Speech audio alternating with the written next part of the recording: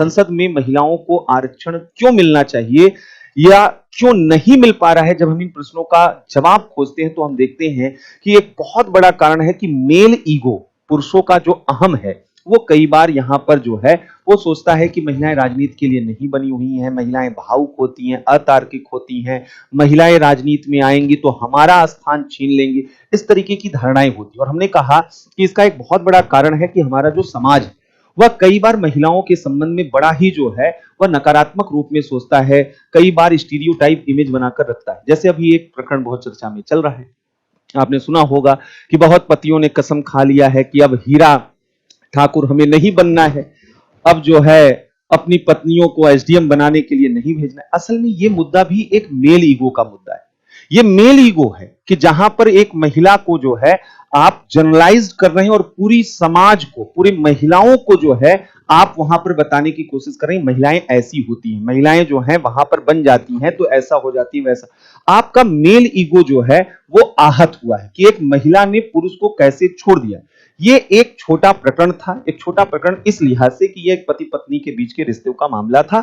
उनके बीच में क्या विवाद है, क्या वहां पर द्वंद्व आए हैं, क्या किस तरीके के तनाव आए, आखिर संबंधों में टूटन अगर आई होगी तो वो एक दिन का तो काम नहीं होगा, धीरे धीरे हो सकता है कि उसमें जो है महिला भी जिम्मेदार हो सकता है कि उसमें पुरुष भी जिम्मेदार हो। आपको पूरी तरीके से पूरी चीजें नहीं मालूम, उनके पारिवारिक जो मामले वहां पर है।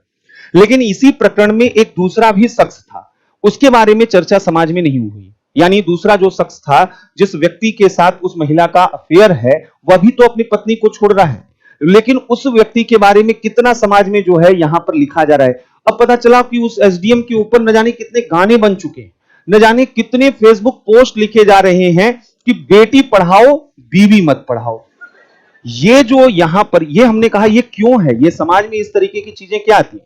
स्वाभाविक रूप में कोई आलोचना में लिख सकता है कि भाई जो है यहां पर उस व्यक्ति के साथ बुरा हुआ है, अगर आपको लगता है कि उसके साथ गलत हुआ है तो आप सहानुभूति रख सकते हैं। लेकिन आप क्या कर रहे हैं, आप पूरे महिला समाज का चरित्र चित्रण इस रूप में कर रहे हैं। और इसकी वजह क्या है, इसकी वजह है आपकी जो भावनाएं, पुरुष भावनाएं जो आहत हुई हैं बड़े गहरे अंदर तक।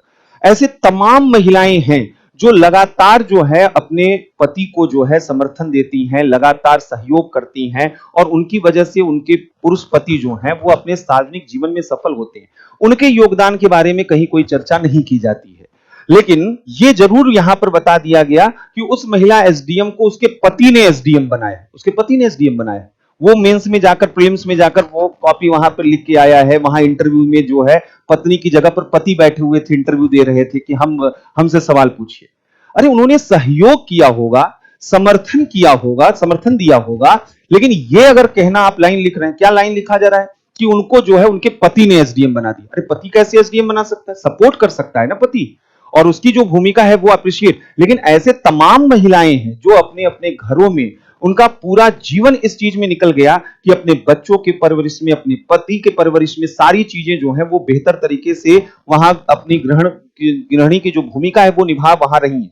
लेकिन उनको क्या हमारा समाज उस तरीके का रिस्पेक्ट देता है, उस कंट्रीब्यूशन को क्या वो रिकॉग्नाइज करता है? कई बार इस तरीके की चीजें नहीं होती। कल को आप लोग सेलेक्ट होंगे तो सेलेक्ट होने के बाद महावीर फोगाट पिताजी जो है वो लाइमलाइट में आ जाएंगे, पिताजी के तमाम इंटरव्यू वगैरह, माँ जो है अपना मासूम सी एक कोने में खड़ी रहेगी, जबकि माँ की जो भूमिका है वो आपकी सफलता में बहुत बड़ी सफलता वहां पर होती है।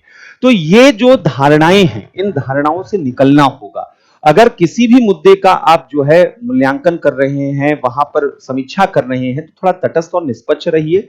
और वहां पर अगर किसी पति पत्नी का मामला है तो ये आप समझ लीजिए कि ये जो प्रकरण अभी आप एक सुन रहे हैं, अब ये आने वाले भारतीय समाज में ऐसे बहुत से मुद्दे आएंगे, क्योंकि कल तक महिलाएं जो है वो खामोश हुआ करती थी, महिलाएं बहुत से मुद्दों पर अपनी राय नहीं रखा करती थी, अपने स्वतंत्र निर्णय को नहीं रखा करती थी। जो समाज में परिवार ने उनके लिए तय कर दिया वो उन्होंने स्वीकार कर लिया।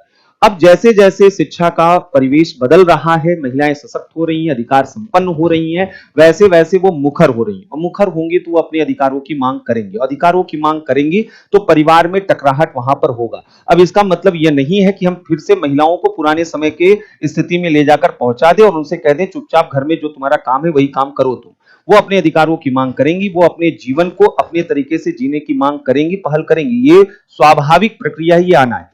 इसमें कुछ दुरुपयोग भी होंगे, कुछ महिलाएं ऐसी भी हो सकती हैं जो इन चीजों का दुरुपयोग कर सकती हैं, लेकिन वो महिलाएं, अल्पसंख्यक जो महिलाएं, थोड़ी संघ महिलाएं हैं, उन महिलाओं के आधार पर पूरे समाज की महिलाओं के बारे में इस तरीके की जो है निष्कर्ष निकालना वो सही नहीं है। अभी कुछ दिन पहले मध्य प्रदेश का ही प्रकरण आया कि जहां पर 10-12 दिन हुए एक महिला की शादी को हुए, बच्ची कितनी खुश रही होगी, और वहां पर 10-12 दिन में दहेज के नाम पर उसकी हत्या कर दी गई। ये समाज वही समाज है ना, तो इसको भी तो ये समझना होगा। ऐसे जो मुद्दे हैं, घरेलू हिंसा के मामले लगातार बढ़े हैं, पूरे कोविड के दौर में आंकड़े चिल्ला चिल्ला के वहां पर बोल रहे हैं कि कितने घरेलू हिंसा के मामले बढ़े हैं, चाइल्ड रेप की घटनाएं हमारे समाज में चल रही हैं। तो समाज को तो एकजुट होना चाहिए, मुहिम चलाना चाहिए कि कैसे इन समस्याओं को रोका जाए, और समाज एकजुट कैसे, सब खुश हो गए, सब पूरा पैट्रियार्कल सोसाइटी खुश हो गया कि एक महिला जो है अपने पति को धोखा दी है, अब तो इसको नहीं छोड़ा जाएगा। जो यहां पर जो है, तो ये चीज जो है, इसका मतलब है महिलाओं का उत्थान जो है वो डाइजेस्ट नहीं कर पा रहे। तो कुछ एक महिलाओं के आधार पर आप यहां पर ये आप निग्लेक्ट नहीं कर सकते हैं कि जेंडर वायलेंस हमारे यहां बहुत बड़े स्तर पर है, जेंडर बाइसनेस हमारे यहां बहुत बड़े स्तर पर है। हां, वहां पर पारिवारिक जो है शिक्षा, दीक्षा, संस्कार, इन सब के बारे में बात होनी चाहिए कि हाँ, कि महिलाएं जो हैं उनको भी कैसे जो है वहां पर जो है परिवार का के साथ अकोमोडेट करना चाहिए, समायोजन करना चाहिए, पुरुष महिला के बीच बेहतर संवाद कैसे बने, परिवार कैसे बेहतर किया जाए, ये एक संवाद हो सकता है, इस पर चर्चा किया जा सकता है। जो घरेलू हिंसा या इस तरीके के कानून है, उनका दुरुपयोग जो समाज में कहीं कहीं जगहों पर हो रहा है, उन पर चर्चा हो सकती है कि उनको रोकने की कोशिश करनी चाहिए, वहां पर ये चीजें होनी चाहिए। लेकिन इसका मतलब ये नहीं है कि आप कुछ एक घटनाओं के आधार पर जनरलाइज्ड स्टेटमेंट दें और सोसाइटी में किसी एक जो है ग्रुप को, किसी एक क्लास को आप स्टीरियोटाइप इमेज के साथ बांध कर रखें। ये बहुत ही गलत तरीका है, और ये चीज दिखाता है कि हमारा सोसाइटी जो है अभी भी वह मेल बायसनेस का शिकार है, जेंडर बायसनेस का शिकार है, और इस चीज को बेहतर करने की जरूरत है। तो उम्मीद है कि आप लोग इस चीज को समझेंगे और इसके हिसाब से फेसबुक से अपने अपने पोस्ट हटा देंगे। ठीक है, बहुत लोगों ने लिखा हुआ है कि बीवी पढ़ाएं, अरे बेटी पढ़ाएंगे, बीवी नहीं पढ़ाएंगे।